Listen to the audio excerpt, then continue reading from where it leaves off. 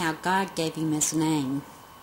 I've had him about 10 years, and a lot of people's heard this story, but some people haven't. It's a really good story, and it's a true story. It turned out to be him, but he was just a puppy.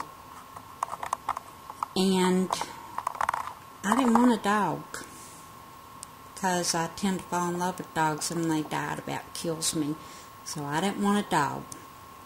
But I did give him some water and hoped that he would go away. I lived in a neighborhood then. Put posters up everywhere saying found, lost dog, and please call Donna and all that stuff. And people from my church would say,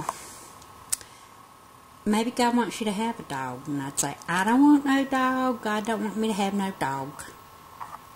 So, but then one day, I got home and he was gone, and I about had a heart attack.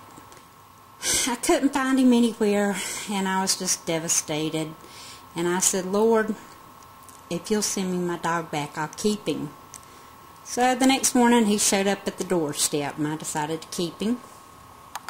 And then I had to take him to the vet and do all that stuff. And he still didn't have a name. Me and my son couldn't agree on a name, and we agree on everything, but we just could not agree on a name. And I wanted to name him something out of the Bible, like Zach for Zacchaeus or whatever. And my son wanted to name him Flash after the Dukes of Hazzard dog, but he was really hyper, so that didn't make it funny. The vet, I said, Lord, if you really want me to have this dog, you got to name him. Because he's got to have a name. I'm going to the vet. Well, I get to the vet. It's a kind of vet where you don't make an appointment. You just go in and sit down and wait. It was a country vet. And it was packed out when I got there, but wasn't long, and I was sitting there by myself, and two older people came in, and they were the lady was carrying a box. Well, I didn't know a box meant a cat. And the man went up to the counter to sign in, and he asked me how to spell his pet's name. I thought he said Kayla. So I spelled out Kayla real slow. And she sat down beside me and set that box down and was talking to me. And she said, Caleb. And I said, Caleb? I thought you said Kayla. And she said, no, Caleb. And she looked up at me and said, that's out of the Bible, you know. I thought, oh gosh, that might be a sign.